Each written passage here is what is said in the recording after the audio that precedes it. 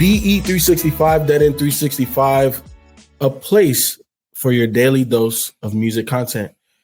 I'm your host, FIFA 24/7, here with Kenneth B. Inge, and we have two special guests. I told you, man, we was on a little run of R&B. So we got Shelton J and Nikki Duce. What it do, man? What's going on? What's happening? Chilling.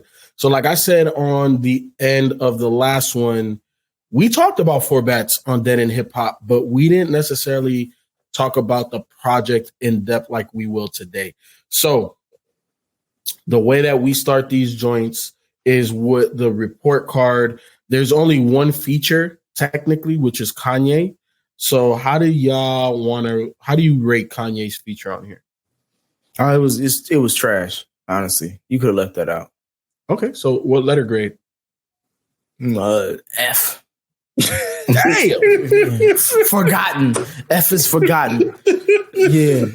Shelton? And I'm a Kanye fan, but I don't know why he put that on just for the namesake. He could have left that record off. He added nothing to that record. Yeah. What about you, Shelton? I'm with Nick. It was a D. It really didn't do much. Mm-hmm. Ken? Same. D. D? Yeah, I'm at a D as well. I'm at a D. What about the production on this joint? How did y'all like the production? I fucked with the production. I give it a B plus, borderline A minus. Mm-hmm. What about you, Shelton? I feel you on that. I'm a B minus B. I like the production on that. I really did, and whoever mixed it did a good job too. So the production and mixing, they top notch. I'm at a B plus. I actually do like production on here. Interesting. Mm-hmm. I'm at a B plus A minus. I don't know what gets it to. Matter of fact, no, fuck all that. It's an A. It's an A for me because I don't know what else you would do better from a production standpoint. And I'm glad that you mentioned the mixing, Shelton. Like, yes, everything is top notch on here. Yeah, I always consider mixing a part of production. Yeah. But FIFA, I want to ask you: is that because what was y'all expectations going into this project? Because that's where my grades come from. We'll go into that trash. After we finish the overall. So the singing on here. What do y'all rate the singing? Shelton? Yeah, I'm about to say, Shelton, you go ahead. Man, it's probably like a D. It's not much to it. Not much to it. But once again, we probably should be fair him grade on the curve and give him a C because that might have been all he could do. Nick? It's a C. C for singing. We'll talk about the expectation, but it's a C. I'm just gonna leave it at C. Okay. Ken, what were you at on the singing on this? D plus. D plus. he said I like this good. Yeah, like it's Disney Plus. They don't make with no D plus. D plus, yeah. I wish my teacher would give me a D plus. I'll throw that motherfucker back at her. Oh man, for me it's a B. Dang. For me, it's a B. The hell are you listening to? Go back and listen to it again. I like the vibe of it. I like the vibe. Vibe and the scene, that's two different things, bro. I understand, but the vibe comes from the singing, in my opinion. It doesn't come from the production. Like it comes from Four Bats himself. So that's why I'm rating the singing higher. Now, again, just like P&D and Bryson Tiller, he doesn't have crazy range or he doesn't do anything special. But I think just the world that's created with this, it fits. And to me, the singing it's elevated by everything else. But I'll fuck with it. What about the overall? I'll start it off. For me, it's a BB plus.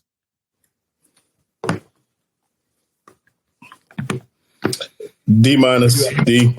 D minus. Yeah. You said B minus or D minus? D minus. D. Oh wow. Yeah. Yeah. It was weak. Nick, where you at? I'm at a B. Dang. Ken? I think I'm with Nick, bro. You had a B. So this is okay. So you're kind of all over the place. Shelton has been consistent. Me and Nick see this more eye to eye. So Nick, I'll start it with you and your question. What was your expectation going into this project? It was in hell. It was with Lucifer. Mainly because I still think this. He's an industry plant. I don't know how the fuck this nigga came out of nowhere. No. It's guaranteed. His manager is a high up person at RCA Records. You know what I'm saying? Mm-hmm. Like because like I said, we talked about it on Dead Hip Hop, so I looked up some info, and yeah, no, he's 100% an industry plant, 100%. Yeah, so like my expectation was in hell, and then like the record he had, I'm surprised the bonus track feature or the remix feature wasn't the Drake one for his Tonight at 8 or that record or whatever. Mm-hmm. What is it called?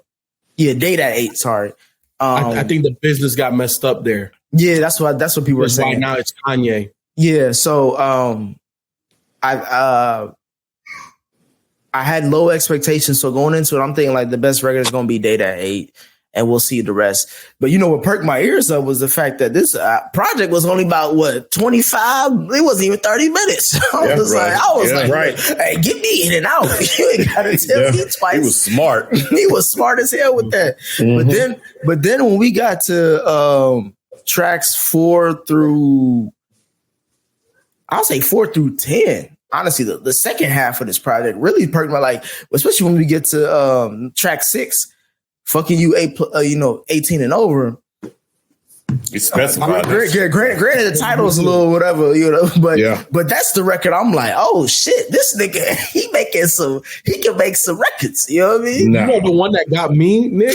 It's in that half that you're talking about. Why y'all laughing? Go ahead. But Madman, that's the one where I was like, oh wait, hold on, he might really got something here. He might not be, you know what I'm saying, like questionable. Yeah, I was more so surprised that he could actually put a project together. Because most of the time, most of these people, they only got 3 singles. They Glorilla it, basically, is what I'm trying to say. They got about 3-4 singles. But if you ask them to throw an album out, it sounds like, what the hell are we doing? It sounds like a dysfunction junction of a project. But this project, it's short, sweet, gets to the point, and it lets you know everything he is about. He is not here for a good time. He's not here for a long time. He's here for a good time. Yeah. Nick, I don't know if you know the backstory, but this album is about the girl that cheated on him. Yeah, I saw an interview where he said he dedicated to her. Like he was like, I even bring her out to the show, so she could basically trying to stun on her and shit. Yep, he got interviews. Yeah. He has a handful. No, man, I agree with you. I like Act 6, song 6. Fucking you. I like that song, but the writing is so his writing so man. It's so basic. It's very basic, but it's done well though. That's my thing. I can't take it. It's so basic. It sounds like it's done well, like an elementary school kid wrote it. I'm like, who wrote this stuff? It's done well, Sheldon. That's the only reason why I disagree with. I get what you're saying, and I'm not necessarily saying you're wrong, but it's done well. You know what I'm saying? Like how many projects have you heard the last 2 that we just reviewed that are just really just done well? You're right. Now, like I said, whoever's behind the engine behind him, y'all right, he's a plant because whoever engine behind him did a good job with what I talked about with construction. So I really like that. But like I said, they must let him write his own stuff or some little kid wrote it because I'm telling you, it was so like we take the Bryson Tiller song Persuasion. Fucking You and Persuasion, pretty much the same kind of thing. It's just one was clever and one was so straight that it was like, come on, man. Like But Shelton, sometimes like the directness works. I'm saying, and I feel, and I It did for me. It definitely worked for me. And I'm not comparing him directly. People always feel like I be comparing people directly, but I get Weeknd vibes from him. Obviously, because of the content primarily. The content, Ken. Okay. And I said it on Dead End. Everybody the Weeknd. I know.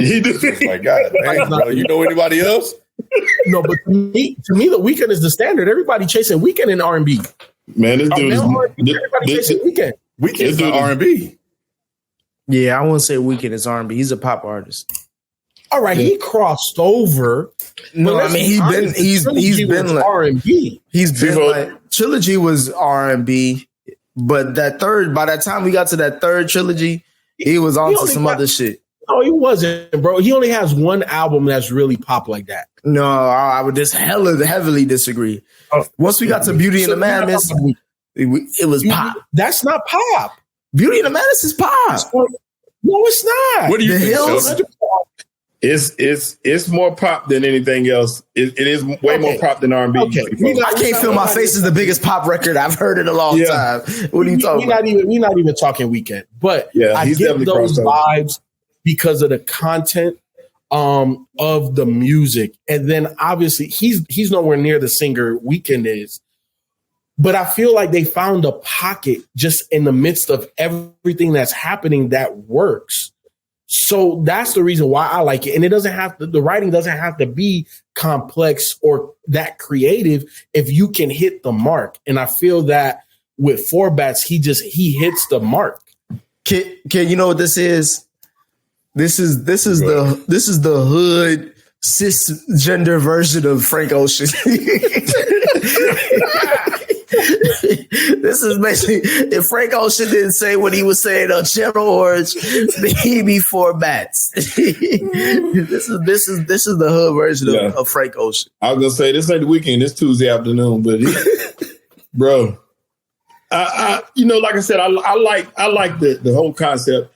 I'd take an instrumental of this and ride with it all day. I like what they did. Yeah, they basically looked on YouTube and said, "Give me a Timbaland '90s R&B beats." Yeah, and they fit him right into that pocket. So like, I like the fact that they knew who they were dealing with.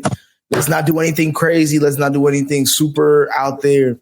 Let's get you on the basics. Can you do the basics? This is Can you do the basics project?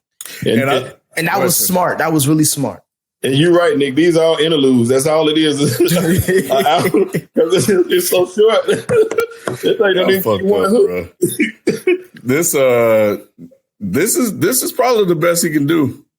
I think this is. I was shocked that he could do this, kid. I was too. That's why I'm like, I gotta tell people about I didn't think this nigga could do shit. I was ready to just trash this, and it just kept going. And it's the vibe. It's the vibes, and he got on there. He stayed within his limitations. He didn't fuck it up, and that was it. Like when we got to that last track, I Hate to Be Alone. I was like, all right. He kind of went back even further to like New Edition type of sound. He did. Okay.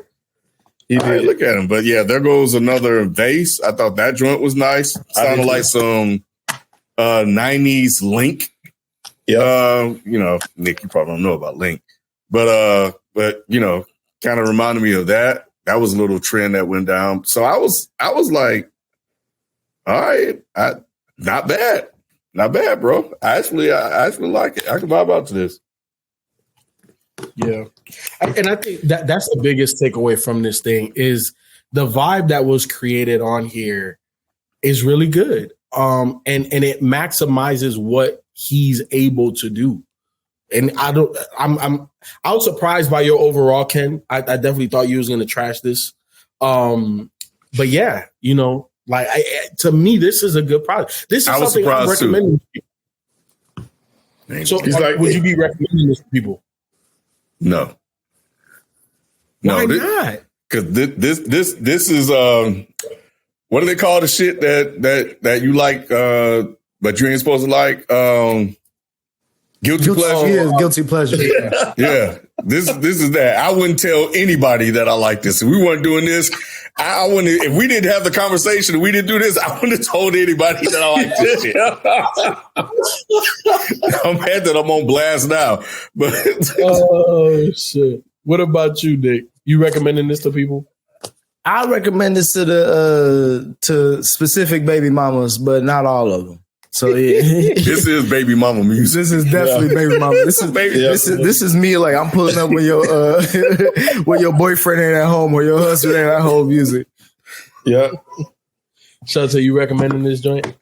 Nah, man. This, he's what we wanted Ben Simmons to be. Look, you got limitations. Oh wow. We put you in a nice situation. Just do what you can do. Your job. Yeah, and that's what this is what Ben Simmons was supposed to be in basketball. But nah, he the Jimmy Garoppolo R&B right now. he got a lot of good things around him, right? But he himself is the issue, right? But yeah, I don't think I'd be recommending this one. The biggest thing, and I keep saying it, can he perform? That's the biggest question. If he can perform, I think he'll be fine. I think he'll make it. Obviously he had the greatest start to a music career ever in life. Like this man has 10 million monthly listeners already on Spotify. His second song got remixed by Drake, bro. How? You know what I'm saying? Like, so yes, he is an industry plant. Is he the greatest guy? No, but we shall see if he can maintain it. But as y'all heard, Ken likes this project. It's his guilty pleasure. Shelton is the only one who kind of said hell no to it. Me and Nick, we like in the same boat in regards to it. How do y'all feel? Y'all already know what it is, man. The comment section is the conversation after the conversation. Let your voice be known. You know what I'm saying? Let your voice be heard. So we'll be back tomorrow with another one. We out. Peace. Peace.